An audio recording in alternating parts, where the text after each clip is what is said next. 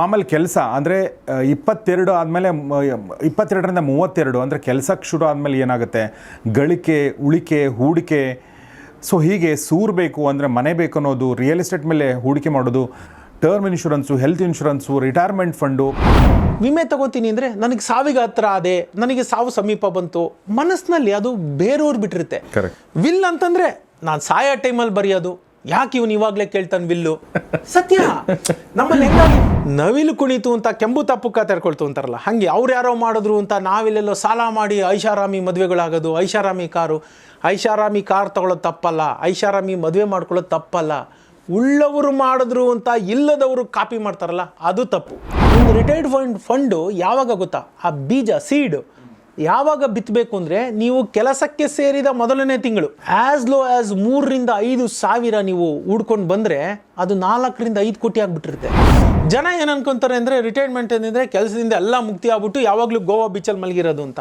ಅಲ್ಲ, ರಿಟೈರ್ಮೆಂಟ್ ಅಂದರೆ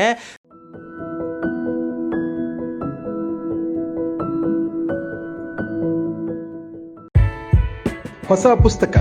ಈ ಕಾರ್ಯಕ್ರಮದ ಪ್ರಾಯೋಜಕರು ಸಾವಣ್ಣ ಬುಕ್ಸ್. ಸ್ನೇಹಿತರೆ ನಮಸ್ಕಾರ. ಗೌರಿ ಶಕ್ಕಿ ಸ್ಟುಡಿಯೋದ ವಿಶೇಷ ಕಾರ್ಯಕ್ರಮ ಹೊಸ ಪುಸ್ತಕ, ನಿಮಗೆ ಆತ್ಮೀಯ ಸ್ವಾಗತ. ನಾನು ಗೌರಿ ಶಕ್ಕಿ. ಹೊಸ ಪುಸ್ತಕ ಕಾರ್ಯಕ್ರಮದಲ್ಲಿ ನಾವು ಹೊಸ ಪುಸ್ತಕಗಳನ್ನ, ಮಾರ್ಕೆಟಿಗೆ ಬಂದಿರುವಂಥ ಹೊಸ ಪುಸ್ತಕಗಳನ್ನ ನಿಮಗೆ ಪರಿಚಯ ಮಾಡಿಸುವಂಥ ಕಾರ್ಯಕ್ರಮ. ಆದರೆ ಪರಿಚಯ ಮಾಡಿಸುವಾಗ ನಾವು ವಿಶೇಷವಾಗಿರುವಂಥ, ನಿಮ್ಗೆ ಉಪಯುಕ್ತವಾಗಿರುವಂಥ, ನಿಮ್ಮ ಲೈಫನ್ನು ಬದಲಿಸಬಲ್ಲ ಒಂದು ಶಕ್ತಿ ಉಳ್ಳಂಥ, ಅಥವಾ ನಿಮಗೆ ಯಾವುದೋ ಒಂದು ರೀತಿಯಲ್ಲಿ ನಿಮ್ಮ ಲೈಫ್ಗೆ ವ್ಯಾಲ್ಯೂ ಆ್ಯಡ್ ಮಾಡುವಂಥ ಪುಸ್ತಕಗಳನ್ನ ಆಯ್ಕೆ ಮಾಡ್ಕೊಂಡಿರ್ತೀವಿ. ಇವತ್ತು ನಾನು ಆಯ್ಕೆ ಮಾಡ್ಕೊಂಥ ಪುಸ್ತಕ ಯಾವುದು ಅಂತಂದರೆ ಅದು ಸಾವಣ್ಣ ಪಬ್ಲಿಕೇಶನ್ ಅವರ, ರಂಗಸ್ವಾಮಿ ಮೂಕನಹಳ್ಳಿಯವರ ಭಾಳ ಬ್ಯೂಟಿಫುಲ್ ಆಗಿರೋ ಟೈಟಲ್ ಇದು, ಹಣಹಣಿ. ಹಣಹಣಿ ಕೇಳಿರ್ತೀವಿ, ಹಣಹಣಿ ಮಡಿಲಿನಿಂದ ಮಣ್ಣಿನವರೆಗೆ ಅಂತ ಒಂದು ಸಬ್ ಟೈಟಲ್ ಇಟ್ಟಿದ್ದಾರೆ. ಸೊ ಈ ಪುಸ್ತಕದ ಲೇಖಕರಾಗಿರುವಂಥ, ಖ್ಯಾತ ಹಣಕಾಸು ತಜ್ಞರಾಗಿರುವಂಥ ರಂಗಸ್ವಾಮಿ ಮೂಕನಹಳ್ಳಿಯವರು ನಮ್ಮೊಂದಿಗಿದ್ದಾರೆ. ಬನ್ನಿ ಅವ್ರನ್ನ ಸ್ವಾಗತಿಸೋಣ. ನಮಸ್ಕಾರ ಸರ್. ನಮಸ್ಕಾರ ಗೌರೀಶ್ವರಿ. ನಮಸ್ಕಾರ ವೀಕ್ಷಕರಿಗೆ. Thank you very much. ಮೊದಲನೇದಾಗಿ ನಮ್ಮ ಬಂದಿರೋದು ನಮ್ಮ ಸ್ಟುಡಿಯೋಗೆ. ಎರಡನೇದಾಗಿ ಸಾವಣ್ಣ ಪಬ್ಲಿಕೇಶನ್ ಅವರಿಗೆ ತುಂಬ ಒಂದು ಥ್ಯಾಂಕ್ಸ್ ಹೇಳಬೇಕು. ಯಾಕೆಂದರೆ ಭಾಳ ಅರ್ಥವತ್ತಾದ ಮತ್ತು ಭಾಳ ಬ್ಯೂಟಿಫುಲ್ ಆಗಿರುವಂಥ ಪುಸ್ತಕವನ್ನು ಅವ್ರು ಕೊಟ್ಟಿದ್ದಾರೆ. ಸೊ ರಂಗಸ್ವಾಮಿಯವರೇ, ಮೊದಲನೇದಾಗಿ ನೀವು ಯಾಕೆ ನಮಗೆ ಮುಂಚೆ ಸಿಗಲಿಲ್ಲ? ನಮಗೆ 20 ವರ್ಷದಲ್ಲಿ 22ನೇ ವರ್ಷದಲ್ಲೋ ಈ ಥರದೊಂದು ಪುಸ್ತಕ ನಮ್ಗೆ ಯಾಕೆ ಸಿಗಲಿಲ್ಲ ಅನ್ನೋದು ನಮಗೊಂದು ಭಾಳ ವ್ಯಥೆ ಆಗುತ್ತೆ. ಬಟ್ ನೋ ಪ್ರಾಬ್ಲಮ್, ಈಗ ಏನು ವಯಸ್ಸಿನಲ್ಲಿದ್ದೀರಾ ಅವ್ರಿಗಾದರೂ ಒಂದು ಸಿಗ್ತಾ ಇದೆ, ಅದೊಂದು ಖುಷಿ ಇದೆ. ಸೊ ಈ ಪುಸ್ತಕದ ಬಗ್ಗೆ ಏನು ಹೇಳೋಕ್ಕೆ ಇಷ್ಟಪಡ್ತೀರಿ? ಒಂದು ಮಧ್ಯಾಹ್ನ ನಿದ್ದೆ ಮಾಡಿ ಆಗ್ತಾನೆ ಹೇಳ್ತಿದ್ದೆ. ನನಗೊಂದು ಅಭ್ಯಾಸ ಇದೆ, ಮಧ್ಯಾಹ್ನ ಊಟ ಆದಮೇಲೆ ಒಂದು 20 ನಿಮಿಷ ಪವರ್ ನ್ಯಾಪ್ ತೊಗೋತೀನಿ. ಹಾಗೆ ಮಲಗಿದ್ದೆ. ಅದು ಅವ್ರಿಗೂ ಗೊತ್ತಿದೆ, ನಮ್ಮ ಪ್ರಕಾಶಕರಾದ ಜಮೀಲ್ ಸಾವಣ್ಣ ಅವ್ರಿಗೆ ಗೊತ್ತಿದೆ ನಾನು ಮಧ್ಯಾಹ್ನದಲ್ಲಿ ಮಲಗ್ತೀನಿ ಅಂತ. ನಾನು ಹೇಳೋ ಟೈಮು ಅವ್ರಿಗೆ ಗೊತ್ತಿದೆ. ಒಂದು ಕಾಲ್ ಬರುತ್ತೆ. ಕಾಲ್ ಬಂದಾಗ ಇನ್ನು ಹೊಸ ಪುಸ್ತಕ ಯಾವುದು, ಅವ್ರದ್ದು ಯಾವಾಗಲೂ ಹಾಗೆ ದಿನ ಪೂರ್ತಿ ಅವರು ಅದರಲ್ಲೇ ಮುಳುಗಿ ತೇಲ್ತಾ ಇರ್ತಾರೆ. ಪುಸ್ತಕ ಹೊಸ ಪುಸ್ತಕ, ಯಾವ್ದು ಕಂಟೆಂಟು ಅಂತ ಹೀಗೆ ಮಾತಾಡ್ತಾ ಇರ್ಬೇಕಾದ್ರೆ, ಯಾಕೆ ನಾವು ಟು ಟೂಂಬ್ ತಾಯಿಯ ಗರ್ಭದಲ್ಲಿರೋದರಿಂದ ಹಿಡಿದು ಮಣ್ಣು ನೆಲದಲ್ಲಿ ದೇಹ ನಶಿಸಿ ಸೇರೋ ತನಕ ಸಾವಿರಾರು ಪ್ರಶ್ನೆಗಳು ನಮ್ಮ ಮುಂದೆ ಬಂದು ನಿಂತ್ಕೋತದೆ. ಪ್ರತಿಯೊಂದು ಪ್ರಶ್ನೆಗೂ ನೀವು ತಗೊಳ್ಳೋ ನಿರ್ಧಾರಗಳೇನಿದೆ ಅದು ನಿಮ್ಮ ಫೈನಾನ್ಷಿಯಲ್ ಹೆಲ್ತ್ ಮೇಲೆ ಎಫೆಕ್ಟ್ ಮಾಡ್ತದೆ. ಕರೆಕ್ಟ್. ನೀವು ನೋಡಿ, ಸಣ್ಣದು, ಅತ್ಯಂತ ಸಣ್ಣದು ತಗೊಳ್ಳಿ, ಮಗುನ ಯಾವ ಸ್ಕೂಲಿಗೆ ಸೇರಿಸ್ಬೇಕು, ಹತ್ರದ ಯಾವುದೋ ಒಂದು ತೀರಾ ಹೆಸರಿಲ್ಲದ ಮಾಂಟಿಸರಿಗೆ ಹಾಕಬೇಕು ಅಂದರೆ 20,000 30,000ದಲ್ಲಿ ಆಗ್ತದೆ. ಝಿ ಹಾಕಬೇಕು, ಯೂರೋ ಕಿಡ್ಸು, ಹಾಗೆ ಬಹಳ ಹೆಸರಾಂತ ಇದು ಇರ್ತವೆ. ಅಲ್ಲೆಲ್ಲ ಹಾಕಬೇಕು ಅಂದರೆ 1,20,000. ಹೀಗೆ ನೀವು ತಗೊಳ್ಳೋ ಒಂದು ಸಣ್ಣ ನಿರ್ಧಾರ, ಆ ಸಣ್ಣ ನಿರ್ಧಾರಗಳು ಕೂಡ ದೀರ್ಘಾವಧಿಯಲ್ಲಿ ನಿಮ್ಮ ಪಾಕೆಟ್ ಮೇಲೆ ಬಹಳ ಪರಿಣಾಮ ಬೀರುತ್ತೆ. ಹಾಗೆ ಒಂದು ಉದಾಹರಣೆ ಹೇಳಿದೆ. ದಿನ ಬೆಳಿಗ್ಗೆ ಎದ್ದು ತಿಂಡಿ ಮಾಡಬೇಕು ಬೇಡವೋ, ಮನೆಯಲ್ಲಿ ಹೊರಗಡೆ ಹೋಗಿ ವಾಕಿಂಗ್ ಮುಗಿಸ್ಕೊಂಡು ಪ್ರತಿದಿನ ಕಾಫಿ ಕುಡ್ಕೊಂಡು ಬರಬೇಕು. ಗಂಡ ಹೆಂಡತಿ ಇಬ್ಬರೇ 15 ರೂಪಾಯಿ ಕಾಫಿ ಅಂದರೆ ದಿನಕ್ಕೆ 30 ರೂಪಾಯಿ, ಹಾಗೆ ಲೆಕ್ಕ ಹಾಕ್ತಾ ಹೋಗಿ. ಸಣ್ಣದು ಅನ್ಸುತ್ತೆ, ಹನಿ ಹನಿ ಗುಡಿದ್ರೆ ಹಳ್ಳ.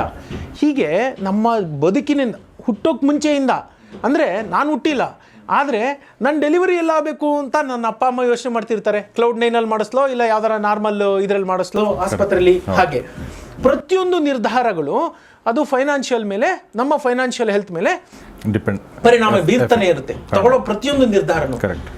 ಈ ಥರ ಎಷ್ಟು ಬರುತ್ತಲ್ಲ, ಅಂದರೆ ನಾವು ಹುಟ್ಟೋಕೆ ಮುಂಚೆ ನಮ್ಮ ಬಗ್ಗೆ ಒಂದು ಪ್ಲಾನ್ ಆಗ್ತಾ ಇರುತ್ತೆ. ನಾವು ಸತ್ತ ನಂತರ ಕೂಡ ನಮ್ಮ ಹೆಸರು ಹೇಳ್ಕೊಂಡು ತಿಥಿ ಮಾಡ್ತಾರೆ, ಇನ್ನೊಂದು ಮಾಡ್ತಾರೆ. ಅಲ್ಲ, ಖರ್ಚೆ. ನಾನಿಲ್ಲ, ನಾನು ಹುಟ್ಟೋಕೆ ಮುಂಚೆ ನನಗೆ ಖರ್ಚಾಗ್ತಾ ಇದೆ. ನಾನು ಹೋದ ನಂತರ ಕೂಡ ನನ್ನ ಹೆಸರು ಹೇಳ್ಕೊಂಡು ಖರ್ಚಾಗ್ತಾ ಇದೆ. ಈ ಅವಧಿಲಿ ನಾವು ಎಷ್ಟು ದೊಡ್ಡ ಪ್ರಶ್ನೆಗಳನ್ನ ಎದುರಿಸ್ತೀವಿ ಪ್ರತಿದಿನ.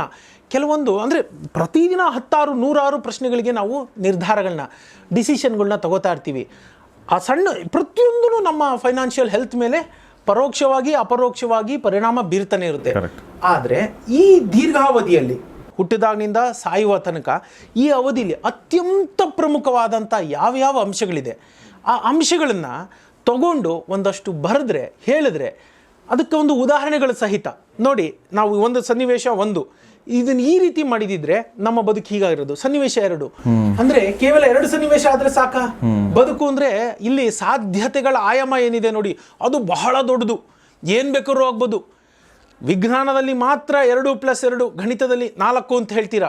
ಬದುಕಲ್ಲಿ ಅದು 22 ಆಗ್ಬೋದು, 222 ಆಗ್ಬೋದು, 2222 ಆಗ್ಬೋದು, ಅಥವಾ ಬರೀ 2 ಆಗ್ಬೋದು. ಎಕ್ಸಾಕ್ಟ್ಲಿ, ಏನ್ ಬೇಕಾದ್ರೂ ಆಗ್ಬೋದು. ಬದುಕಿನಲ್ಲಿ ಆಯಾಮಗಳಿದೆಯಲ್ಲ ಅದರದ್ದು ಸಾಧ್ಯತೆ ಬಹಳ ದೊಡ್ಡದು. ಏನ್ ಬರ್ಬೋದು ಇಷ್ಟೊಂದು ನಮ್ಮ ಬದುಕಿನ ಇದರಲ್ಲಿ ಹುಟ್ಟಿನಿಂದ ಸಾಯೋ ತನಕ ಅಥವಾ ಹುಟ್ಟಿನ ಹಿಂದಕ್ಕಿಂತ ಸತ್ತ ನಂತರದ ತನಕ ಬಹಳಷ್ಟು ಪ್ರಶ್ನೆಗಳು ಉದ್ಭವ ಆಗ್ತದೆ. ಅವುಗಳಿಗೆ ನಿರ್ಧಾರ ತಗೋಬೇಕು. ಅಂಥದನ್ನೆಲ್ಲ ತಗೊಂಡು ಒಂದು ಪುಸ್ತಕದಲ್ಲಿ ಹಿಡಿದಿಡಬೇಕು ಅನ್ನೋ ಒಂದು ಪರಿಕಲ್ಪನೆ ಶುರುವಾಯಿತು. ಆ್ಯಕ್ಚುಲಿ ಈ ಪರಿಕಲ್ಪನೆ ಶುರುವಾಗಕ್ಕೆ ಮುಂಚೆ ನಾವು ಜನಕ್ಕೆ $1 ₹1 ಯಾಕೆ ಸಮ ಅಲ್ಲ, ನಾವು ಯಾಕೆ ಹೆಚ್ಚು ಹೆಚ್ಚು ಹಣನ ಮುದ್ರಿಸ್ಬಿಟ್ಟು ಎಲ್ರಿಗೂ ಹಂಚಿಬಿಟ್ಟು ಬಡತನನ ಹೋಗ್ಲಾಡಿಸ್ಬಾರ್ದು, ಈ ಥರ ಒಂದು ಕಾನ್ಸೆಪ್ಟಲ್ಲಿ ಒಂದು ಪುಸ್ತಕ ಮಾಡಬೇಕು ಅಂತ. ಈಗಾಗಲೇ ನಂದು ಹಣ ಕ್ಲಾಸು ಅಂತ ಒಂದು ಪುಸ್ತಕ ಇದೆ. ಅದು ತುಂಬ ಆಗಲೇ 7-8 ವರ್ಷ ಹಳೆ ಪುಸ್ತಕ. ಅದನ್ನು ತಗೊಂಡು ಇವತ್ತಿಗೆ ಪರಿಷ್ಕೃತ ಮಾಡಿ ಅದನ್ನು ಬೇರೆ ಯಾವ ಥರದಲ್ಲಾರು ಇನ್ನೂ ಹೊಸದು ಇವತ್ತಿನ ದಿನಕ್ಕೆ ಬೇಕಾಗಿರೋ ಥರ ಮಾಡಿ ಅದನ್ನು ಒಂದು ಮಾಡೋಣ ಅನ್ನೋ ಒಂದು ಯೋಚನೆ ಇತ್ತು. ಅದು ಮಾಡ್ಬೇಕಾರೆ ನನ್ನ ಗೆಳೆಯರಾದ ರವಿಶಂಕರ್ ಅವ್ರ ಜೊತೆ ನಾನು ಪ್ರತಿದಿನ ವಾಕ್ ಹೋಗ್ತೀನಿ.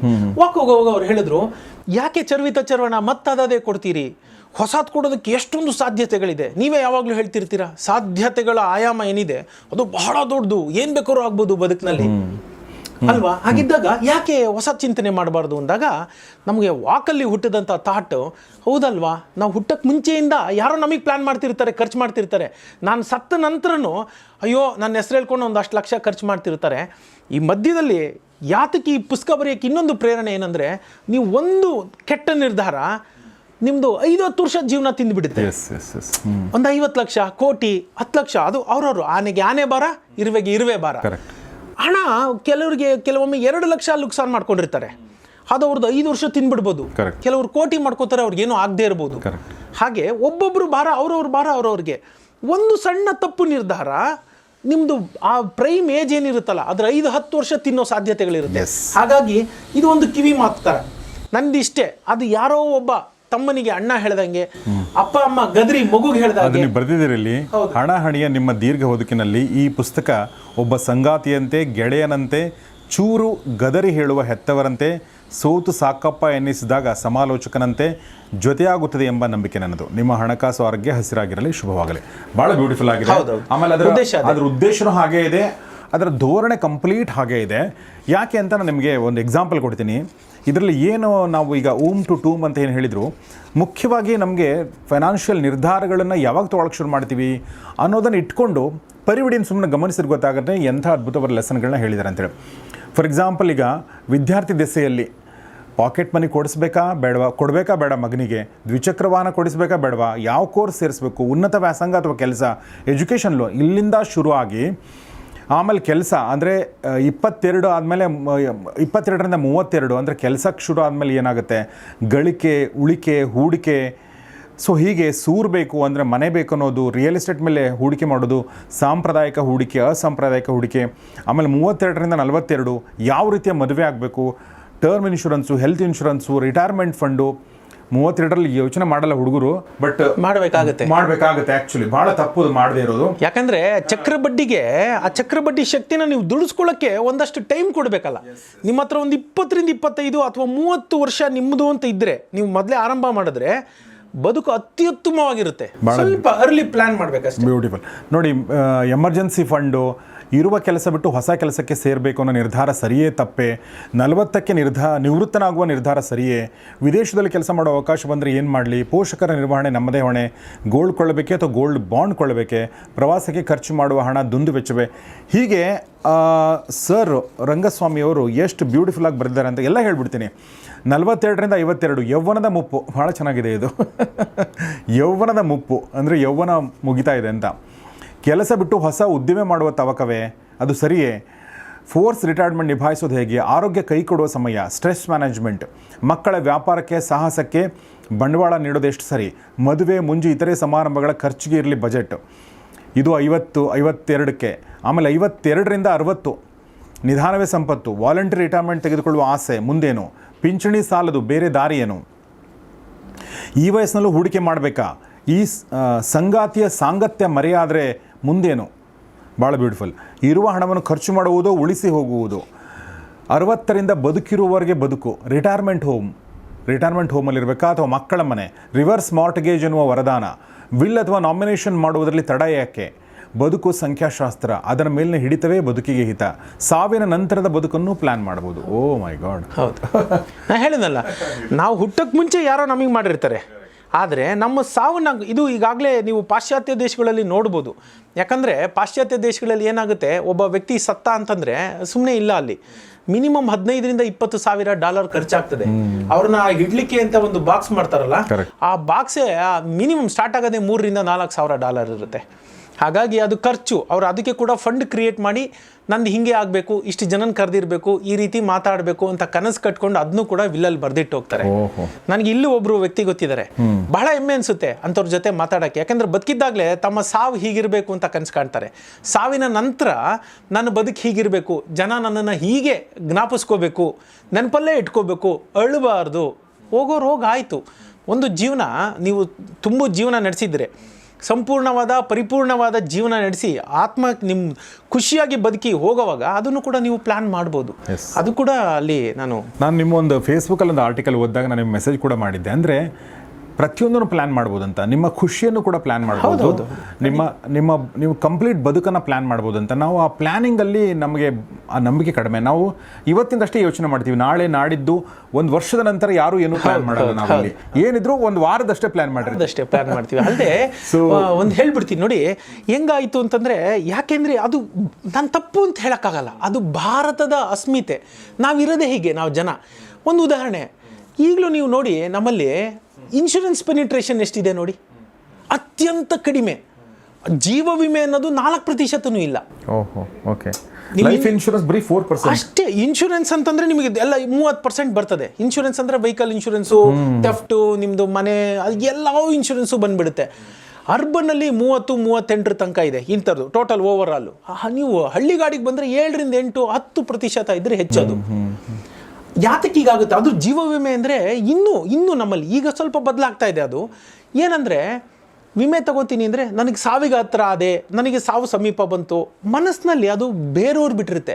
ವಿಮೆ ತಗೊಳ್ಳೋದು ಅಂದರೆ ನಾನೇನು ಸಾಯ್ಬೇಕಾ, ಯಾಕೆ ವಿಮೆ ತಗೋ ಅಂತಿದ್ಯಾ ಅಂತ ಮನೇಲಿ ಯಾರನ್ನ ವಿಮೆ ತಗೋ ಏನನ್ನ ಹೇಳಿದ್ರೆ ಆ ರೀತಿ. ಈಗ ಅದು ಬದಲಾಗಿದೆ, ಒಂದಷ್ಟು ದೊಡ್ಡ ಮಟ್ಟಕ್ಕೆ ಈಗ ಬದಲಾಗಿದೆ. ಜನ ಈಗ ಅಕ್ಸೆಪ್ಟ್ ಮಾಡ್ತಾ ಇದ್ದಾರೆ, ಇಲ್ಲ ಜೀವನ ಅಂದರೆ ಅಸ್ಥಿರತೆ, ಯಾವಾಗ ಬೇಕಾದ್ರು ಏನು ಬೇಕಾದ್ರೂ ಆಗ್ಬೋದು, ನಾನಿರೋ ತನಕ ಓಕೆ, ನನ್ನ ನಂತರ ನನ್ನನ್ನು ನಂಬಿದವರು, ನನ್ನ ಕುಟುಂಬದವ್ರು ಏನು ಮಾಡಬೇಕು ಅನ್ನೋ ಆ ಕಾರಣಕ್ಕೆ ಇವಾಗ ಬದಲಾಗ್ತಾ ಇದೆ. ಹೇಗೆ ಭಾರತ ಬದಲಾಗ್ತಾ ಇದೆ ಫಾರ್ ಗುಡ್, ಹಾಗೆ ಜನರ ಮನಸ್ಥಿತಿ ಕೂಡ ನಿಧಾನವಾಗಿ ಬದಲಾಗ್ತಾ ಇದೆ. ಭಾಳ ಬ್ಯೂಟಿಫುಲ್ ಆಗಿ ಹೇಳಿದ್ರಿ. ಈ ಇನ್ನೊಂದಷ್ಟು ಮಾತಾಡೋಕ್ಕಿಂತ ಮುಂಚೆ, ಇದನ್ನು ಸಾವಣ್ಣ ಪಬ್ಲಿಕೇಶನ್ ಬುಕ್ಕನ್ನು ಪಬ್ಲಿಷ್ ಮಾಡಿದ್ದಾರೆ. ನನ್ನ ಒಂದು ರೆಕಮೆಂಡೇಷನ್ ಅಂದರೆ, ದಯವಿಟ್ಟು ಈ ಪುಸ್ತಕನ ನೀವು ಖಂಡಿತ ಕೊಂಡು ಓದಿ. ಮತ್ತು ಎಲ್ಲಕ್ಕಿಂತ ಮುಖ್ಯವಾಗಿ ನನಗನ್ಸುತ್ತೆ, ನೀವೇನಾದರೂ 21 ವರ್ಷ ಅಥವಾ 31 ವರ್ಷ ಅಥವಾ 41 ವರ್ಷ, ವಾಟ್ ಎವರ್ ದ ಏಜ್, ನಿಮ್ಮ ಸ್ನೇಹಿತರಿಗೆ, ನಿಮ್ಮ ಕುಟುಂಬಸ್ಥರಿಗೆ, ವಿಶೇಷ ವಿದ್ಯಾರ್ಥಿಗಳಿಗೆ, ಅಂದರೆ ಜಸ್ಟ್ ಕರಿಯರ್ ಶುರು ಮಾಡಿರೋಂಥ ವಿದ್ಯಾರ್ಥಿಗಳಿಗೆ ಗಿಫ್ಟ್ ಕೊಡಬೇಕು ಅಂದರೆ ದಯವಿಟ್ಟು ಈ ಪುಸ್ತಕಕ್ಕಿಂತ ಒಳ್ಳೆ ಗಿಫ್ಟ್ ನನಗೆ ಬೇರೆ ಯಾವುದು ಸಿಗಲ್ಲ. ಯಾಕೆ ಅಂದರೆ ಇಂಗ್ಲೀಷಲ್ಲಿ ಈ ಥರದ ಪುಸ್ತಕಗಳು ನೂರಾರಿವೆ, ಕನ್ನಡದಲ್ಲಿ ಭಾಳ ಕಡಿಮೆ. ಇತ್ತೀಚಿನ ದಿನಗಳಲ್ಲಿ ನನ್ನ ಪ್ರಕಾರ ರಂಗಸ್ವಾಮಿ ಮೂಕನಹಳ್ಳಿ ಅಂಥ ಲೇಖಕರು ಒಂದು ಭಾಳ ಅದ್ಭುತವಾದ ಕೊಡುಗೆ ಕೊಡ್ತಾ ಇದ್ದಾರೆ. ಕನ್ನಡಿಗರು ಇದನ್ನು ಸದುಪಯೋಗ ಪಡಿಸ್ಕೊಳ್ಬೇಕು. ಯಾಕಂದರೆ ಫೈನಲಿ ನಮ್ಮ ಲೈಫ್ ಚೆನ್ನಾಗಿರಬೇಕು ಅಂದರೆ ನಮ್ಮ ಫಿನಾನ್ಸಸ್ ಚೆನ್ನಾಗಿರಬೇಕಾಗತ್ತೆ. ಸೊ ನಾವು ಎಮೋಷ್ನಲ್ ಆಗಿ ಯೋಚನೆ ಮಾಡೋದಕ್ಕಿಂತ ತುಂಬ ಪ್ಲ್ಯಾಂಡ್ ಆಗಿ ನಮ್ಮ ಲೈಫ್ ಬಗ್ಗೆ ಯೋಚನೆ ಮಾಡಿದರೆ ನಾವು ನೆಮ್ಮದಿಯಿಂದ ಇರ್ಬೋದು. ಬಟ್ ನನಗನ್ಸುತ್ತೆ ನಮ್ಮ ಲೈಫಲ್ಲಿ ಬರುವಂಥ ಭಾಳ ಸ್ಟ್ರೆಸ್ಗಳು, ಅದು ಇಂಟರ್ಪರ್ಸನಲ್ ರಿಲೇಷನ್ನಿಂದ ಹಿಡ್ಕೊಂಡು ಭಾಳಷ್ಟು ಸ್ಟ್ರೆಸ್ಗಳಿಗೆ ಇಂಡೈರೆಕ್ಟಾಗಿ ಹಣ ಕಾರಣ ಆಗಿರುತ್ತೆ. ನಮ್ಮ ದೇಶದಲ್ಲಂತೂ ನೀವು ಹೇಳೋ ಮಾತು ಸತ್ಯ ಅಂತಾನೆ ಹೇಳ್ತೀನಿ. ಸೊ ಹೀಗಾಗಿ ದಯವಿಟ್ಟು ಹಣದ ಬಗ್ಗೆ ಯೋಚನೆ ಮಾಡಿ. ಆ ಯೋಚನೆ ಮಾಡೋಕ್ಕೆ ನಿಮ್ಗೊಂದು ಸ್ಫೂರ್ತಿ ಸಿಗಬೇಕು, ಪ್ಲ್ಯಾನ್ ಮಾಡೋಕ್ಕೆ ಒಂದು ಮಾರ್ಗದರ್ಶನ ಸಿಗಬೇಕು ಅಂದರೆ ದಯವಿಟ್ಟು ಈ ಪುಸ್ತಕನ ಖರೀದಿ ಮಾಡಿ. ಸಾವಣ್ಣ ಪಬ್ಲಿಕೇಶನಲ್ಲಿದೆ. ಇದರ ಆನ್ಲೈನ್ ಲಿಂಕನ್ನು ನಾನು ಡಿಸ್ಕ್ರಿಪ್ಷನಲ್ಲಿ ಹಾಕಿರ್ತೀನಿ, ಕಮ್ಯುನಿಟಿ ಪೇಜಲ್ಲಿ ಕೂಡ ಹಾಕಿರ್ತೀನಿ. ಇದ್ರ ಜೊತೆಗೆ ಒಂದೇ ಒಂದು ಸಣ್ಣ ಮಾತು ಸೇರ್ಸೋಕ್ಕೆ ಇಷ್ಟಪಡ್ತೀನಿ. ಇದು ಹೊಸ ಪೋಷಕರಾಗಿರೋರು, ಅಂದರೆ ಈಗ ತಾನೇ ಮಕ್ಕಳು ಆಗಿರೋಂಥವ್ರು ಕೂಡ ತಗೊಂಡು ಓದಬೇಕಾಗಿದೆ. ಖಾಲಿ ವಿದ್ಯಾರ್ಥಿಗಳು ಅಥವಾ ಈಗ ತಾನೇ ಕೆಲಸಕ್ಕೆ ಸೇರ್ಕೊಂಡವರು ತಗೊಳ್ಳೇಬೇಕು. ಜೊತೆಗೆ ಈಗ ಯಾರು ಪೋಷಕರಾಗಿರ್ತೀರಿ ಅವರು ತಗೊಳ್ಳಿ. ಯಾಕೆ ಅಂತಂದರೆ ನೀವು ಮಗು ಹುಟ್ಟಿದ ದಿನದಿಂದನೇ ನೀವು ಪ್ಲಾನ್ ಮಾಡ್ಕೊಂಡು ಹೋಗ್ಬಿಟ್ರೆ ಅದ್ರ ಬದುಕು ಬಂಗಾರ ಆಗುತ್ತೆ. ಇಟ್ಸ್ ನಾಟ್ ದಟ್ ನೀವು ಮಕ್ಕಳಿಗೆ ಆಸ್ತಿ ಬಿಟ್ಟು ಹೋಗ್ಬೇಕು ಅಂತ ನಾನು ಹೇಳ್ತಿಲ್ಲ. ಯಾಕೆಂದರೆ ಐ ಆಮ್ ಅಗೇನ್ಸ್ಟ್ ದಟ್. ಯಾಕೆಂದರೆ ನೀವು ಮಕ್ಕಳಿಗೆ ಆಸ್ತಿನೋ ಹಣನೋ ಮಾಡಿಟ್ರೆ ಅವರು ಯೋಗ್ಯರಾಗಿದ್ದರೆ ಅವ್ರಿಗೆ ನಿಮ್ಮ ಹಣದ ಅವಶ್ಯಕತೆ ಬೀಳೋದಿಲ್ಲ. ಅವರು ಅಯೋಗ್ಯರಾಗಿದ್ದರೆ ನಿಮ್ಮ ಆಸ್ತಿ ಎಷ್ಟೇ ಇಟ್ಟರು ಅವರು ಅದನ್ನು ಉಳಿಸ್ಕೊಳ್ಳಲ್ಲ. ಹಾಗಾಗಿ ಆದರೆ ನಾಳೆಗೆ ಅನ್ನೋ ಒಂದು ಇದಿರುತ್ತಲ್ಲ, ಮಕ್ಕಳು ವಿದ್ಯಾಭ್ಯಾಸಕ್ಕೆ ಇನ್ನೊಂದಕ್ಕೆ ಅವ್ರದ್ದು ಒಂದು ಕೈ ಬಲಪಡಿಸೋಕ್ಕೆ ಅವ್ರದ್ದು ಏನೋ ಒಂದು ಸಣ್ಣ ಪುಟ್ಟ ಕನಸುಗಳಿರುತ್ತೆ. ಅದನ್ನು ಮಾಡಲಿಕ್ಕೆ ಏನು ಮಾಡಬೇಕು, ಮಗು ಹುಟ್ಟಿದ ತಕ್ಷಣ ಒಂದಷ್ಟು ಫೈನಾನ್ಷಿಯಲ್ ಪ್ಲ್ಯಾನ್ಗಳು ಮಾಡಬೇಕಾಗುತ್ತೆ. ಅದು ಕೂಡ ನಾನು ಅಲ್ಲಿ ಬರೆದಿದ್ದೀನಿ. ಮಗು ಹುಟ್ಟಿದ ತಕ್ಷಣ ನೀವೇನು ಮಾಡಬೇಕು ಅನ್ನೋದು ಕೂಡ ಅಲ್ಲಿ ಇದೆ. ಸರ್, ಒಂದು ಇದರಲ್ಲಿ ನಾನು ಈ ಸುಮಾರು ವಿಚಾರಗಳಿದೆ, ಬಟ್ ಒಂದು ಸದ್ಯಕ್ಕೆ ನಾನು ಚರ್ಚೆ ಮಾಡೋಣ ಅಂತ ಅಂದ್ಕೊಂಡೆ. ಈ ವಿಲ್ ಮತ್ತು ನಾಮಿನೇಷನ್ ನಾವು ಉಯಿಲು ಅಂತ ಕನ್ನಡದಲ್ಲಿ ಕರಿತೀವಿ.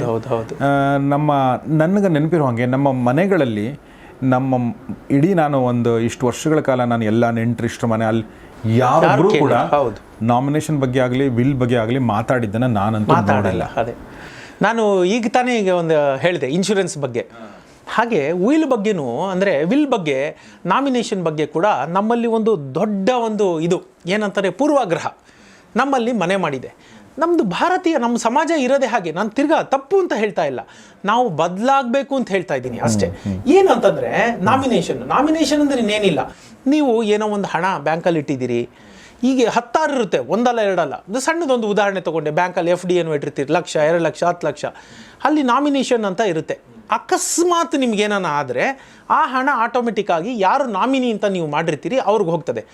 ಆ ಹಣ ಹೋಗ್ತದೆ, ಅವ್ರು ಹೆಚ್ಚು ಕಷ್ಟಪಡೋ ಅವಶ್ಯಕತೆ ಇಲ್ಲ. ಬಟ್ ನಾಮಿನೇಷನ್ ಮಾಡಲೇಬೇಕಲ್ವ ಎಲ್ಲರೂ ಬ್ಯಾಂಕಲ್ಲಿ ಹಣ ಇಡೋರು? ನಾನು ಅದನ್ನೇ ಹೇಳೋಕೋದ್ರೆ ಅದು ಮ್ಯಾಂಡೇಟ್ರಿ ಅಲ್ಲ. ನಮ್ಮ ಬ್ಯಾಂಕ್ಗಳಲ್ಲಿ ನೀವು FD ಇಡೋದೇ ಆಯಿತು, ಇನ್ನೊಂದೇ ಆಯಿತು. ನಿಮಗೆ ನೆನಪಿರಲಿ, ಈಗ ಸೆಬಿ ರೂಲ್ ತಂದಿರೋದ್ರಿಂದ ಷೇರು ಮಾರುಕಟ್ಟೆಯಲ್ಲಿ ನೀವು ಹಣ ಹೂಡಿದ್ರೆ, ಡಿಮಾಟ್ ಅಕೌಂಟ್ ಮಾಡಿದ್ರೆ ಅಲ್ಲಿ ನಾಮಿನೇಷನ್ ಫೆಸಿಲಿಟಿ ಈಸ್ ಮಸ್ಟ್. ಅದು ಮಾತ್ರ ನಿಮಗೆ ಕಡ್ಡಾಯ. ಕೇಳ್ತಾರೆ, ಅದನ್ನು ಇನ್ನೂ ಪೂರ್ಣವಾಗಿ ಅವ್ರು ಮಾಡ್ತಾ ಇಲ್ಲ ಅವರು ಕೂಡ, ಆದರೆ ಮಾಡಲೇಬೇಕು, ಕಡ್ಡಾಯವಾಗಿ ಮಾಡಬೇಕು. ಅಲ್ಲಿ ಮಾತ್ರ, ಇನ್ನೆಲ್ಲೂ ನಾಮಿನೇಷನ್ ಕಡ್ಡಾಯ ಇಲ್ಲ. ಬಟ್ ಈಗ ನಾವು ಆ್ಯಪ್ಗಳಲ್ಲಿ ನೋಡಿದಾಗ ಸರ್ ನಾಮಿನಿ ನೇಮ್ ಅಂತ ಬರುತ್ತೆ, ಕೇಳುತ್ತೆ, ನೀವು ಅದನ್ನ ಸ್ಕಿಪ್ ಮಾಡಿ ಮುಂದೆ ಹೋಗ್ಬೋದು. ಓಕೆ. ಬಟ್ ನೀವು ಹೇಳೋದು ಕಡ್ಡಾಯವಾಗಿ ನೀವು ಮಾಡಿ ಅಂತ ನಾನು ಹೇಳ್ತಾ ಇದ್ದೀನಿ. ಯಾಕೆ ಕಡ್ಡಾಯವಾಗಿ ಮಾಡಿ ಅಂತ ಹೇಳ್ತೀನಿ ಅಂದರೆ, ನೀವು ನಮ್ಮ ಭಾರತೀಯ ಬ್ಯಾಂಕುಗಳಲ್ಲಿ ನೋಡಿದ್ರೆ ನಾಮಿನೇಷನ್ ಇಲ್ಲದೆ ಅನ್ಕ್ಲೈಮ್ಡ್ ಅಮೌಂಟ್ ಇದೆಯಲ್ಲ, ಅದು 100,000 ಕೋಟಿ ರೂಪಾಯಿಗಳಿದೆ. ನೀವು ಪ್ರೂವ್ ಮಾಡೋಕ್ಕಾಗಲ್ಲ ನಾನು ಇವ್ರ ಮಗ ಇದು ಅಂತ. ಆಮೇಲೆ ಎಷ್ಟೋ ಸರ್ತಿ ಏನಾಗುತ್ತೆ ಗೊತ್ತಾ, ಇವತ್ತಿನ ದಿನ ಬ್ಯಾಂಕ್ಗಳಲ್ಲಿ ಏನಾಗಿದೆ, ಆಟೋ ರಿನ್ಯೂವಲ್ ಆಗಿಬಿಡುತ್ತೆ. ನಿಮಗೊಂದು ಸಣ್ಣ ಮೆಸೇಜ್ ಕೂಡ ಬರೋದಿಲ್ಲ ಗೊತ್ತಾ. ನೀವು ಒಮ್ಮೆ ಗಮನಿಸಿ ನೋಡಿ, ನೀವು ಯಾರ ನಾವು ನೋಡುಗರಲ್ಲಿ ಇದ್ರೆ ನೀವು ಒಮ್ಮೆ ಗಮನಿಸಿ ನೋಡಿ. 1 ವರ್ಷಕ್ಕೋ 2 ವರ್ಷಕ್ಕೋ ನೀವು FD ಇಟ್ಟಿರ್ತೀರಾ, ಮರ್ತೋಗ್ಬಿಟ್ಟಿರ್ತೀರಾ. ಉದಾಹರಣೆ 2 ವರ್ಷ ಆ ದಿನ ಆದ್ಮೇಲೆ ಅದು ಆಟೋ ರಿನ್ಯೂವಲ್ ಆಗಿರುತ್ತೆ, ನಿಮ್ಮ ಅಕೌಂಟಿಗೆ ದುಡ್ಡು ಬರೋದಿಲ್ಲ, ಅದು ಆ ಬಡ್ಡಿ ಹಣನೂ ಬರೋದಿಲ್ಲ. ಫಾರ್ ಎಕ್ಸಾಂಪಲ್, ನೀವೇನ ತಿಂಗಳಿಗೋ 3 ತಿಂಗಳಿಗೋ ಬೇಡ ಅಂತ KDR ಅಂತ ಇಟ್ಟಿರ್ತೀರಾ, ಕಾಮಧೇನು ಡಿಪಾಸಿಟ್ ಅಂತೆಲ್ಲ ಇರುತ್ತೆ. ಅದೇನಾಗುತ್ತೆ, ಬಡ್ಡಿ 50,000, ಮೂಲಧನ 3 ಲಕ್ಷ ಸೇರ್ಕೊಂಡು 3.5 ಲಕ್ಷ ತಿರ್ಗಾ ಡಿಪಾಸಿಟ್ FD ಆಗ್ಬಿಡುತ್ತೆ ತಿರ್ಗಿ 2 ವರ್ಷಕ್ಕೆ. ನೀವು ವರ್ಷಕ್ಕೆ ಇಟ್ಟಿದ್ರೆ ಅದು ವರ್ಷಕ್ಕೆ ರಿನ್ಯೂ ಆಗುತ್ತೆ, 2 ವರ್ಷಕ್ಕೆ ಇಟ್ಟಿದ್ರೆ 2 ಆಗುತ್ತೆ, 3 ಇದ್ರೆ 3 ಆಗುತ್ತೆ. ನಿಮಗೆ ಸಣ್ಣ ಒಂದು ಮೆಸೇಜ್ ಕೂಡ ಬರೋದಿಲ್ಲ, ನಿಮ್ಮ ಪಾಸ್ಬುಕ್ಕಲ್ಲಿ ಅದು ಎಂಟ್ರಿ ಆಗೋದಿಲ್ಲ, ಎಲ್ಲೂ ಆಗೋದಿಲ್ಲ. ನೀವು ನಾಮಿನೇಷನ್ ಮಾಡಿ ಇಲ್ಲದೆ, ನೀವು ಮನೇಲಿ ಇದ್ರ ಬಗ್ಗೆ ಚರ್ಚೆ ಮಾಡಿಲ್ಲದೆ, ಯಾರಿಗಾರೋ ಒಬ್ಬರಿಗೆ ಮಾಹಿತಿ ಕೊಟ್ಟಿಲ್ಲ ಅಂದರೆ ನಿಮ್ಮ ಹಣ ನಿಮ್ಮ ನಂತರ ಅದು ಅಲ್ಲೇ ಉಳ್ಕೋತಾ ಹೋಗುತ್ತೆ. ಹೀಗೆ ಅನ್ಕ್ಲೈಮ್ಡ್ ಅಕೌಂಟು ಭಾರತದಲ್ಲಿ 1,000 ಕೋಟಿ ರೂಪಾಯಿ ಇದೆ. ಅನ್ಕ್ಲೈಮ್ಡ್ ಅಮೌಂಟು 1,000 ಕೋಟಿ ರೂಪಾಯಿ ಇದೆ. ಹಾಗಾಗಿ ನಾನು ಹೇಳೋದಿಷ್ಟೇ, ಒಂದಷ್ಟು ಮನಸ್ಥಿತಿ ನಾವು ಬದಲಾಯಿಸ್ಕೋಬೇಕು. ಏನು ಮನಸ್ಥಿತಿ ಬದಲಾಯಿಸ್ಕೊಳ್ಳೋದಂದರೆ, ಎಲ್ಲೇ ಇರಲಿ ಕಡ್ಡಾಯ ಅಥವಾ ಕಡ್ಡಾಯ ಅಲ್ಲ ಅದಲ್ಲ ಮುಖ್ಯ. ನಾವು ನಾಮಿನೇಟ್ ಮಾಡಬೇಕು. ಮಗ, ಮಗಳು, ಅಪ್ಪ, ಅಮ್ಮ, ಯಾರೋ ಗಂಡ, ಹೆಂಡತಿ, ತಿಳಿದವರು ಯಾರೋ ಒಬ್ಬರಿಗೆ ನಾಮಿನೇಷನ್ ಮಾಡಲೇಬೇಕು. ನೀವು ನಾಮಿನೇಟ್ ಮಾಡಿಲ್ಲ ಅಂದರೆ ಏನಾಗುತ್ತೆ, ಆಗ ನಿಮಗೆ ಆ ಹಣನ ತಿರ್ಗಾ ಕ್ಲೈಮ್ ಮಾಡೋಕ್ಕೆ ಫಸ್ಟು ನಿಮಗೆ ಮಾಹಿತಿ ಇರೋದಿಲ್ಲ. 2 ಮಾಹಿತಿ ಇದ್ದರೂ ನೀವೇ ಅವರು ನನಗೆ ಸಂಬಂಧಪಟ್ಟವರು ಅಂತ 10 ಜನ ಹೋಗಿ ಕ್ಲೈಮ್ ಹಾಕ್ಬೋದಲ್ಲ. ಮಕ್ಕಳು 3 ಜನ ಇದ್ರೆ 3 ಜನನು ಕ್ಲೈಮ್ ಹಾಕ್ಬೋದಲ್ಲ. ಅದೇನಾಗುತ್ತೆ ಆಗ ಸುಮ್ಮನೆ ಇಲ್ಲ ಸಲ್ಲದ ಹೊಡೆದಾಟಗಳು, ಕಾನೂನು ಒಂದು ತಿಕ್ಕಾಟಗಳು, ಬಾಂಧವ್ಯದಲ್ಲಿ ಬಿರುಕು ಇವೆಲ್ಲ ಆಗುತ್ತೆ. ಹೀಗಾಗಿ ಮೊದಲು ನಾಮಿನೇಷನ್ ಮಾಡಿ ಇಟ್ಬಿಡೋದು ಒಳ್ಳೇದು. ಅದೇ ಸಮಯದಲ್ಲಿ ನೋಡಿ, ನಾಮಿನೇಷನ್ ಅನ್ನೋದು ಬಹಳ ಬಹಳ ಬಹಳ ಸುಲಭವಾದ್ದು. ಅಲ್ಲಿ ನೀವು ಹೇಳ್ದಾಗೆ ಏನೇ ಮಾಡಿದ್ರು ಅಲ್ಲಿ ನಾಮಿನಿ ಅಂತ ಬರುತ್ತೆ, ಅಲ್ಲೊಂದಷ್ಟು ನಾವು ಅದು ಫಿಲ್ ಮಾಡಿಬಿಟ್ರೆ ಮುಗ್ದೇ ಹೋಗ್ಬಿಡುತ್ತೆ ಅಷ್ಟು. ಇನ್ನೊಂದು ಮುಖ್ಯವಾದ ಅಂಶ ನೀವು ಕೇಳಿದ್ರಿ, ಉಯಿಲ್ ಬಗ್ಗೆ. ಇನ್ಶೂರೆನ್ಸ್ ಬಗ್ಗೆ ಹೇಗೆ ಹೇಳಿದೆ, ಅದು ಇಲ್ಲಿಗೂ ಕೂಡ ಅಷ್ಟೇ ಲಾಗು ಆಗುತ್ತೆ. ನಮ್ಮ ಸಮಾಜ ಇರೋದೇ ಹಾಗೆ. ಏನಂದರೆ ನಾವಿನ್ನೂ ಮುಕ್ತವಾಗಿ ತೆಕ್ಕೊಂಡಿಲ್ಲ. ವಿಲ್ ಅಂತಂದರೆ ನಾನು ಸಾಯೋ ಟೈಮಲ್ಲಿ ಬರೆಯೋದು, ಯಾಕೆ ಇವನು ಇವಾಗಲೇ ಕೇಳ್ತಾನೆ ವಿಲ್ಲು. ಸತ್ಯ, ನಮ್ಮಲ್ಲಿ ಹೆಂಗಾಗಿದೆ, ವಿಲ್ ಅಂದರೆ ಯಾಕೆ ನಾನು ಸಾಯ್ಲಿ ಅಂತ ಬಯಸ್ತಾ ಇದ್ದಾರಾ ನನ್ನ ಹೆಂಡತಿ, ನನ್ನ ಮಗ, ಕರೆಕ್ಟ್, ನನ್ನ ಸಂಬಂಧ. ಮಕ್ಕಳು ಕೂಡ ತಂದೆಗೆ ಅಪ್ಪ ವಿಲ್ ಬರೀರಿ ಅಂತ ಹೇಳಕ್ ಹಿಂಜರಿತಾರೆ. ಸಾಧ್ಯನೇ ಇಲ್ಲ. ನಾನೇ ಹೇಳ್ತೀನಿ, ನನ್ನ ಸ್ನೇಹಿತ ಒಬ್ಬ ಇದ್ದಾನೆ, ಹೆಸರು ಹೇಳೋದಿಲ್ಲ. ಅಪ್ಪನ ಮುಂದೆ ನಿಲ್ಲಾರ್ರು, 80 ವರ್ಷದ ಅಪ್ಪ, ಯಾವತ್ತು ಹೋಗ್ತಾರೋ ಏನೋ ಗೊತ್ತಿಲ್ಲ, ಇಬ್ರು ಮಕ್ಕಳು, ಇವತ್ತಲ್ಲ ನಾಳೆ they end up in fighting. ಅದು ಬರೀರಿ. ಅದು ನಾನು ಹೇಳೋದೇನೆಂದರೆ, ಯಾರು ನೋಡ್ತಾ ಇದ್ದೀರಾ, ಹಿರಿಯ ನಾಗರಿಕರು ಇರ್ಬೋದು, ತಿರ್ಗಾದೆ ನಾನು ಕೂಡ ಅದು ತಪ್ಪು ಉಚ್ಚಾರಣೆ ಮಾಡಿದೆ. ಹಿರಿಯ ನಾಗರಿಕರಾಗಬೇಕು ಅಂತೀನಿಲ್ಲ. ಇವತ್ತು ಬದುಕು ಎಷ್ಟು ಅನಿಶ್ಚಿತ ಅಂತಂದರೆ, ಯಾರು ಯಾವಾಗ ಏನು ಬೇಕಾದ್ರೂ ಆಗ್ಬೋದು. ಬರ್ದಿಡಿ, ನಿಮ್ದು ಒಂದಷ್ಟು ಆಸ್ತಿ ಇದೆ ಅಂತ ಹೇಳಿದ್ರೆ ಒಂದು ಉಯಿಲು ಬರ್ದಿಡ್ಬೇಕು.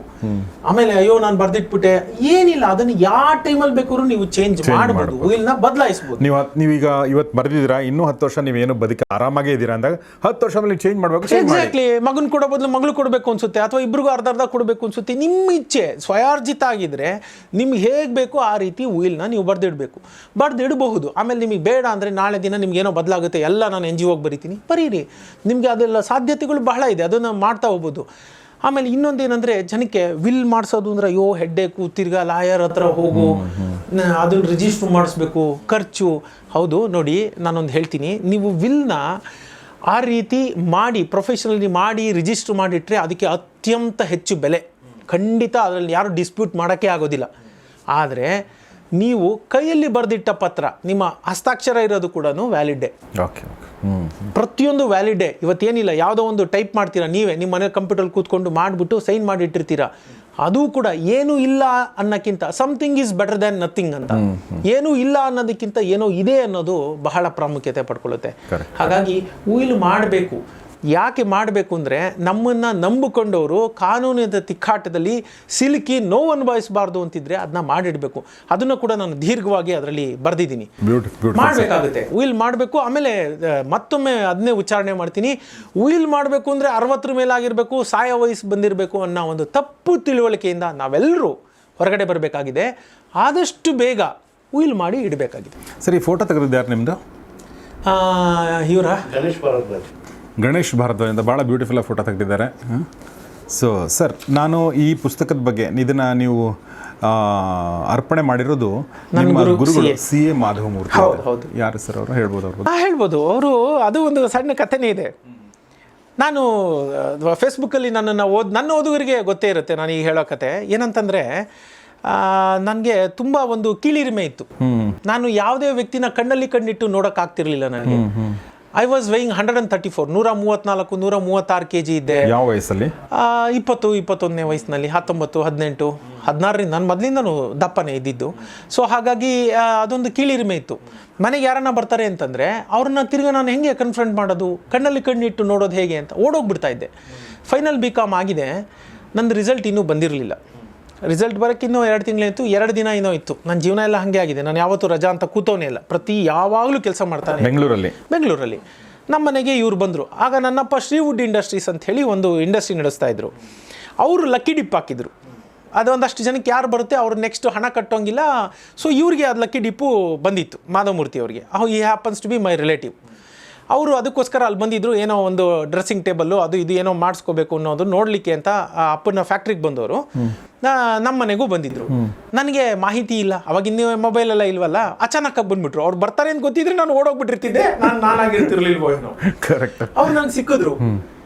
ಹೆದರಿ ಕೀಳಿರಿಮೆಯಿಂದನೋ ಭಯದಿಂದನೋ ಹಿಂಜರಿಕೆಯಿಂದ ಓಡೋಗ್ತಿದ್ದ ಹುಡುಗನ ತಡೆದು ನಿಲ್ಲಿಸಿ, ಏನು ಮಾಡ್ತಿದ್ಯಾ, ನಾನು ಈ ಥರ BCom ಆಯಿತು, ಫೈನಲ್ ಆಗಿದೆ, ಎಷ್ಟು ರಿಸಲ್ಟ್ ಬರುತ್ತೆ? ಒಂದು 70-75. ಅವತ್ತಿಗೆ ದೊಡ್ಡದು 70-75 ಬಂತು. ಅಷ್ಟು ಒಂದು 78% ಏನೋ ಬಂತು. ಇವತ್ತೆಲ್ಲ 100ಕ್ಕೆ 100 ಬರುತ್ತೆ. ಆವತ್ತಿನ ದಿನಕ್ಕೆ ಇದ್ದದ್ದು ಹಾಗೆ 78%.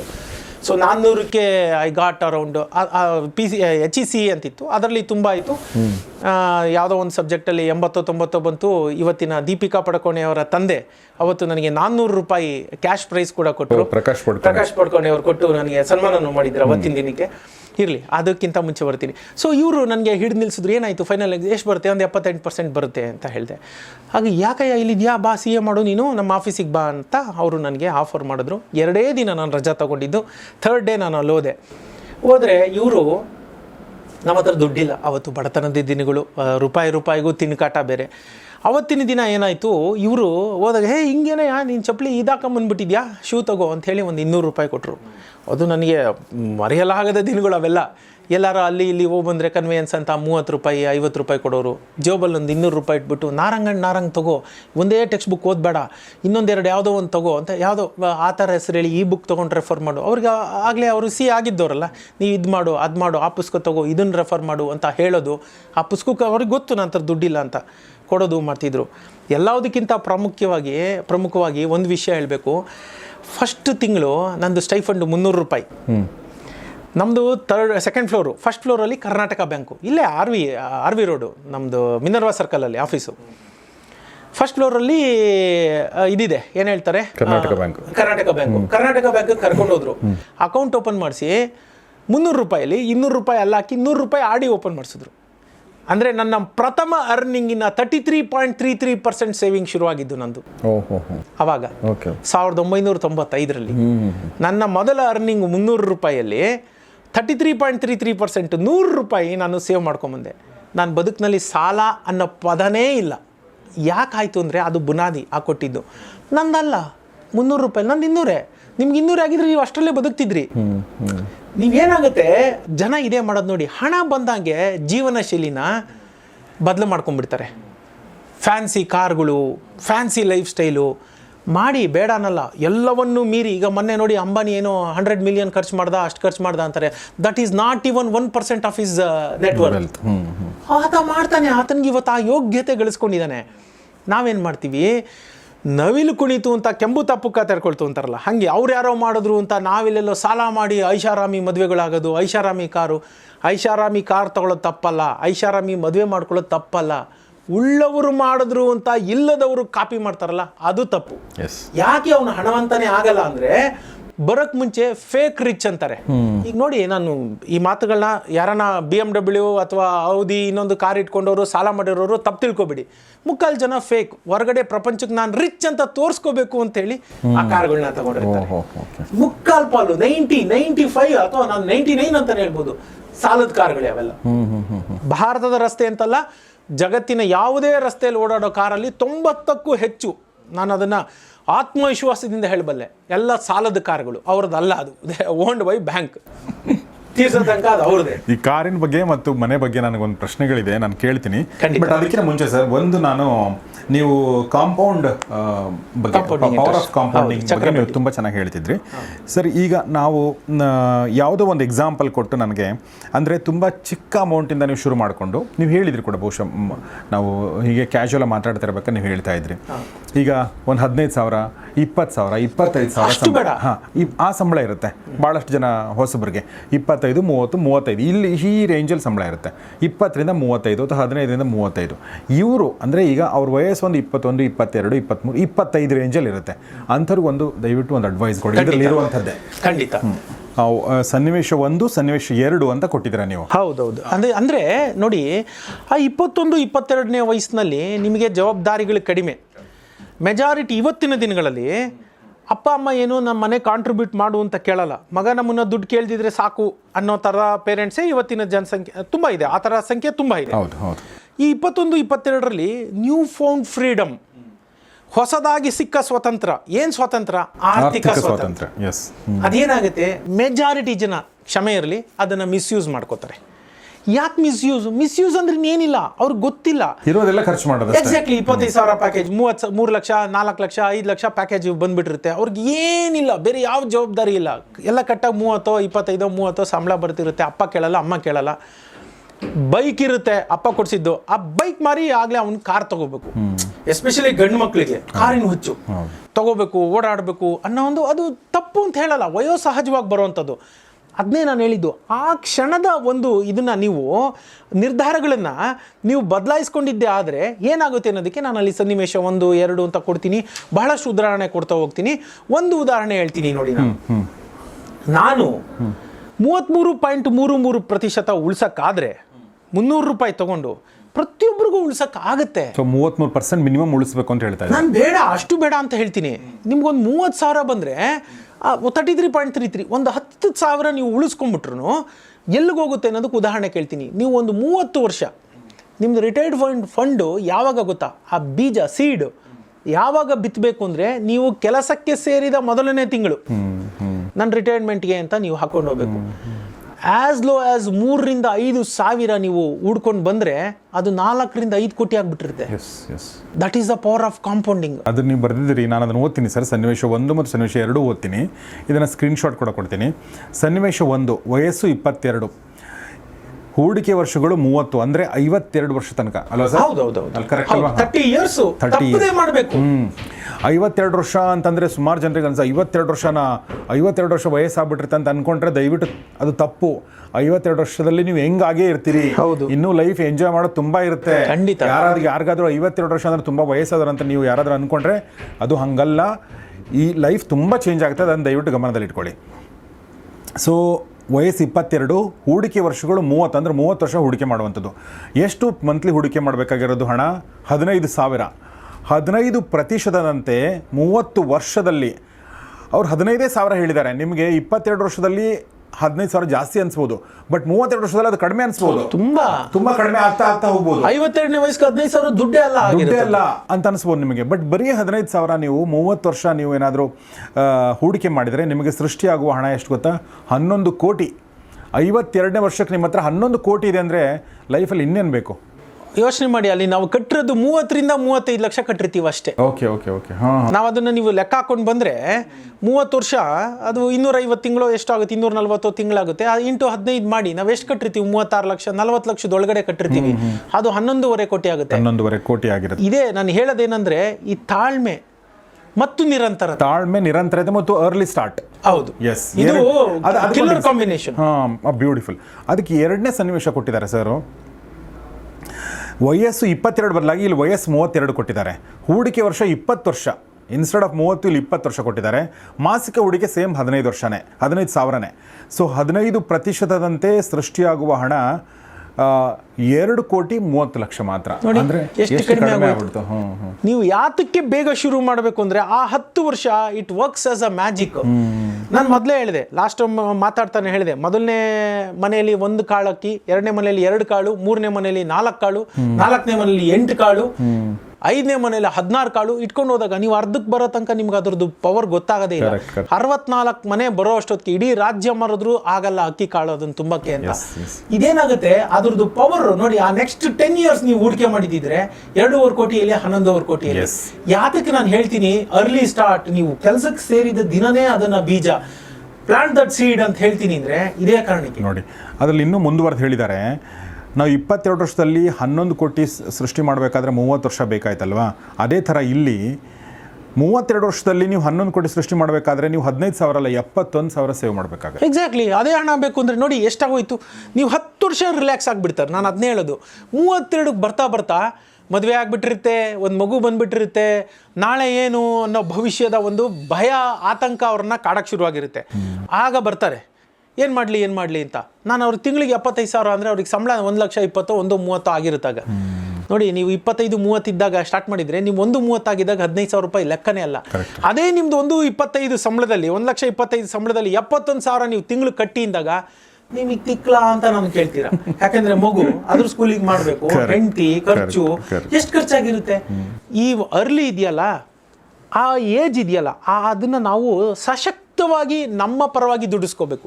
22ರಿಂದ 28 30 ಮದುವೆ ಆಗ್ತಿರಲ್ಲ, ಆ 6-7 ವರ್ಷ ಇದೆಯಲ್ಲ, ಆ 6-7 ವರ್ಷನ ನಮ್ಮ ಒಂದು ಅನುಕೂಲಕ್ಕೆ, ನಮ್ಮ ಒಂದು ಏನು ಹೇಳ್ತಾರೆ ಅಡ್ವಾಂಟೇಜ್ಗೆ ಅದನ್ನು ಚೆನ್ನಾಗಿ ದುಡಿಸ್ಕೊಂಡಿದ್ದೆ ಆದರೆ ಖಂಡಿತ ಹೇಳ್ತೀನಿ ರಿಟೈರ್ಮೆಂಟು ಶಾಪ ಅಲ್ಲ. ರಿಟೈರ್ಮೆಂಟ್ ವರದಾನ, ಅದ್ಭುತವಾಗಿ ಬದುಕಬಹುದು. ಎಸ್ ಎಸ್ ರಿಟೈರ್ಮೆಂಟ್ ಅಂದ್ರೆ 60 ವರ್ಷ ತನಕ ಕಾಯ್ಬೇಕಾಗಿಲ್ಲ, ನೀವು 50 ವರ್ಷಕ್ಕೆ ನೀವು ನಿಮ್ಮ ಲೈಫನ್ನ ಎಂಜಾಯ್ ಮಾಡಕ್ಕೆ ಶುರು ಮಾಡ್ಬೋದು. ಯಾಕಂದ್ರೆ ರಿಟೈರ್ಮೆಂಟ್ ಅನ್ನೋದಕ್ಕೆ ಒಂದು ಡೆಫಿನಿಷನ್ ಇದೆ ನಂದು, ಅದನ್ನ ಹೇಳ್ಬಿಡ್ತೀನಿ. ಜನ ಏನು ಅನ್ಕೊಂತಾರೆ ಅಂದರೆ ರಿಟೈರ್ಮೆಂಟ್ ಅಂದರೆ ಕೆಲಸದಿಂದ ಎಲ್ಲ ಮುಕ್ತಿ ಆಗ್ಬಿಟ್ಟು ಯಾವಾಗಲೂ ಗೋವಾ ಬೀಚಲ್ಲಿ ಮಲಗಿರೋದು ಅಂತ. ಅಲ್ಲ, ರಿಟೈರ್ಮೆಂಟ್ ಅಂದರೆ ನನಗೆ ಇಷ್ಟವಾದ ಕೆಲಸವನ್ನ ನನಗೆ ಬೇಕಾದ ಸಮಯದಲ್ಲಿ ಮಾಡೋದು ರಿಟೈರ್ಮೆಂಟ್. ಕರೆಕ್ಟ್. ಅದು ಬದುಕಿನಿಂದ ವಿಮುಖರಾಗೋದು, ಕೆಲಸ ಮಾಡದೆ ಸುಮ್ಮನೆ ಕೂತ್ಕೊಳ್ಳೋದು ಅಂತಲ್ಲ. 9 ರಿಂದ 5 ಎಲ್ಲೋ ಹೋಗಿ ಯಾರ್ದೋ ಇಚ್ಛೆಗೆ ತಕ್ಕಂತೆ ದುಡಿಯೋದನ್ನು ಹೊರತುಪಡಿಸಿ ನನಗೆ ಇಷ್ಟವಾದ ಪ್ಯಾಷನ್ ಅಂತ ನಾವೇನು ಹೇಳ್ತೀವಿ, ನನಗೆ ಇಷ್ಟವಾದ ಕೆಲಸನ ನನಗೆ ಇಷ್ಟವಾದ ಸಮಯದಲ್ಲಿ ನನ್ನ ಮನಸ್ಸು ಹೇಳಿದ ಸಮಯದಲ್ಲಿ ಮಾಡ್ತೀವಲ್ಲ, ಆ ಸ್ವತಂತ್ರ ಪಡ್ಕೋತೀವಲ್ಲ, ಆ ಟೈಮ್ನ ನಾವು ಗಳಿಸ್ಕೋತೀವಲ್ಲ, ಅದೇ ರಿಟೈರ್ಮೆಂಟ್. ಆ ವ್ಯಾಖ್ಯೆನ ನಾವು ಸರಿಯಾಗಿ ಅರ್ಥ ಮಾಡ್ಕೋಬೇಕು. ಸೊ ಭಾಳ ಬ್ಯೂಟಿಫುಲ್ ಆಗಿ ಹೇಳಿದರು. ಮತ್ತು ಇಂಥ ಭಾಳ ಬ್ಯೂಟಿಫುಲ್ ವಿಚಾರಗಳನ್ನು ಹಣಹಣಿ ಅನ್ನೋ ಈ ಪುಸ್ತಕದಲ್ಲಿ ರಂಗಸ್ವಾಮಿ ಮೂಕನಹಳ್ಳಿ ಅವರು ಬರೆದಿದ್ದಾರೆ. ಇದನ್ನು ಸಾವಣ್ಣ ಪಬ್ಲಿಕೇಶನ್ ಅವರು ಪಬ್ಲಿಷ್ ಮಾಡಿದ್ದಾರೆ. ದಯವಿಟ್ಟು ಇದನ್ನು ಖಂಡಿತ ನೀವು ಕೊಂಡು ಓದಿ.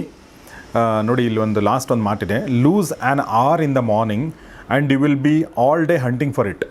ಅಂದರೆ ಬೆಳಗ್ಗಿನ ಅರ್ಧ ಗಂಟೆ ನೀವೇನಾದರೂ ಕಳ್ಕೊಂಡ್ರೆ ನೀವು ಮಧ್ಯಾಹ್ನ ಆದಮೇಲೆ ಬಿಡಿ ಅರ್ಧ ಗಂಟೆಗೋಸ್ಕರ ಹುಡುಕ್ತಾ ಇರ್ತೀರ ಅಂತ ಅರ್ಥ. ಅಂದರೆ ಅರ್ಲಿ ಸ್ಟಾರ್ಟ್ ಅನ್ನೋದು ಇದೆಯಲ್ಲ, ಬದುಕಿಗೆ ಭದ್ರ ಅಡಿಪಾಯ ಹಾಕಿಕೊಡುತ್ತದೆ. ಈ ಸತ್ಯವನ್ನು ಬೇಗ ಅರಿತುಕೊಳ್ಳುವ, ಅಳವಡಿಸಿಕೊಳ್ಳುವ ಆಯ್ಕೆ ನಮ್ಮದು, ನಿಮ್ಮದು. ಅದನ್ನು ಹೆಲ್ಪ್ ಮಾಡೋಕ್ಕೆ, ಆಯ್ಕೆ ಮಾಡಿಕೊಳ್ಳುವಲ್ಲಿ ಹೆಲ್ಪ್ ಮಾಡೋಕ್ಕೆ. ಯಾಕಂದರೆ ಇಡೀ ಬುಕ್ಕೆ ಆಯ್ಕೆಗಳ ಬಗ್ಗೆನೇ ಇದೆ. ಸ್ಟೂಡೆಂಟ್ ಲೈಫಿಂದ ಹಿಡ್ಕೊಂಡು ರಿಟೈರ್ಮೆಂಟು, ವಿಲ್ಲು, ನಾಮಿನೇಷನ್ ತನಕ ಏನೆಲ್ಲ ಆಯ್ಕೆಗಳನ್ನ ಮಾಡಬೇಕು, ಯಾವ ಆಯ್ಕೆಗಳನ್ನ ಮಾಡಿದರೆ ನಮ್ಮ ಲೈಫ್ ಸುಗಮವಾಗಿರುತ್ತೆ, ಸುಭದ್ರವಾಗಿರುತ್ತೆ, ಆರ್ಥಿಕವಾಗಿ ಸಶಕ್ತವಾಗಿರುತ್ತೆ, ಸೊ ದಟ್ ನಮ್ಮ ನೆಮ್ಮದಿಯಿಂದ ಬದುಕಕ್ಕೆ ಸಾಧ್ಯ ಆಗುತ್ತೆ ಅನ್ನೋದನ್ನು ರಂಗಸ್ವಾಮಿ ಮೂಕನಹಳ್ಳಿ ತುಂಬ ಚೆನ್ನಾಗಿ ಹೇಳಿದ್ದಾರೆ. ಸರ್, ತುಂಬ ಧನ್ಯವಾದ ನಿಮಗೆ. Thank you so much. ಕೊನೆಗೂ ಬದುಕು ಅಂದ್ರೆ ಇನ್ನೇನಿಲ್ಲ, ಇಟ್ಸ್ ಅ ಟೋಟಲ್, ನಮ್ಮ ಆಯ್ಕೆಗಳೇ ಬದುಕು. ನಾವು ಯಾವ್ಯಾವ ಆಯ್ಕೆಗಳನ್ನ ಮಾಡ್ಕೋತಾ ಹೋಗ್ತೀವಿ, ಆ ಆಯ್ಕೆಗಳ ಫಲಿತಾಂಶನೇ ನಾವು, ಅಷ್ಟೇ, ಇನ್ನೇನಿಲ್ಲ. Thank you very much sir. ಧನ್ಯವಾದ. ಕನ್ನಡದ ಒಬ್ಬ ಅದ್ಭುತವಾದ ಆರ್ಥಿಕ ತಜ್ಞರು, ಮತ್ತು ಆರ್ಥಿಕ ತಜ್ಞರು ತುಂಬ ಜನ ಇರ್ಬೋದು ನನ್ನ ಪ್ರಕಾರ, ಆದರೆ ಅದನ್ನು ಜನಸಾಮಾನ್ಯರಿಗೆ, ನಿಮ್ಮಂಥ ಜನಸಾಮಾನ್ಯರಿಗೆ ಅರ್ಥ ಆಗೋ ಥರ ಬರೆಯುವಂಥ ಒಬ್ಬ ಲೇಖಕರು ಅಂತಂದರೆ ರಂಗಸ್ವಾಮಿ ಮೂಕನಹಳ್ಳಿಯವರು. ಅವ್ರ ಪುಸ್ತಕಗಳನ್ನ ದಯವಿಟ್ಟು ಎಲ್ಲ ಪುಸ್ತಕಗಳನ್ನ ಓದಿ ನನ್ನ ಪ್ರಕಾರ. ಆದರೆ ಈಗ ಸದ್ಯಕ್ಕೆ ಈ ಪುಸ್ತಕದಿಂದ ನೀವು ಶುರು ಮಾಡ್ಕೊಳ್ಳಿ, ಇನ್ ಕೇಸ್ ಓದಿಲ್ಲ ಅಂತಂದರೆ. ಯಾಕೆಂದರೆ ಇದಕ್ಕಿಂತ ಮುಂಚೆ ಕೂಡ ನಾವು ಅವ್ರ ಪುಸ್ತಕಗಳ ಬಗ್ಗೆ ಮಾತಾಡಿದ್ವಿ, ಆ ವಿಡಿಯೋಗಳನ್ನ ಕೂಡ ಡಿಸ್ಕ್ರಿಪ್ಷನ್ ಹಾಕಿರ್ತೀನಿ, ಅದನ್ನು ಕೂಡ ದಯವಿಟ್ಟು ತಾವು ಓದಿ. ಈಗ ಸದ್ಯಕ್ಕೆ ಹೊಸ ಪುಸ್ತಕ ಬಂದಿದೆ, ಇದನ್ನು ಕೂಡ ನೀವು ಓದಿ ಅಂತ ಹೇಳ್ತೀನಿ. ಇದರ ಆನ್ಲೈನ್ ಲಿಂಕ್ಗಳು, ಆನ್ಲೈನ್ ಬೈ ಮಾಡ್ಬೋದು ನೀವು ಫ್ಲಿಪ್ಕಾರ್ಟ್, ಅಮೆಝಾನ್ ಮತ್ತು ಬೇರೆ ಬೇರೆ ಪ್ಲಾಟ್ಫಾರ್ಮ್ಗಳಲ್ಲಿ. ಅದರ ಲಿಂಕ್ ಕೂಡ ನಾನು ಹಾಕಿರ್ತೀನಿ, ದಯವಿಟ್ಟು ನೀವು ಕೊಂಡು ಓದಿ ಅಂತ ಹೇಳ್ತಾ, ಸಾವಣ್ಣ ಪಬ್ಲಿಕೇಶನ್ ಅವರಿಗೆ ಧನ್ಯವಾದಗಳನ್ನ ಹೇಳ್ತಾ ಇವತ್ತಿನ ಈ ಕಾರ್ಯಕ್ರಮ ಮುಗಿಸ್ತಾನೆ. ನೋಡ್ತಾರೆ ಗೌರಿ ಶಕ್ತಿ ಸ್ಟುಡಿಯೋ ಮತ್ತು ಓದ್ತಾರೆ ಹೊಸ ಪುಸ್ತಕಗಳನ್ನ. ನಮಸ್ಕಾರ.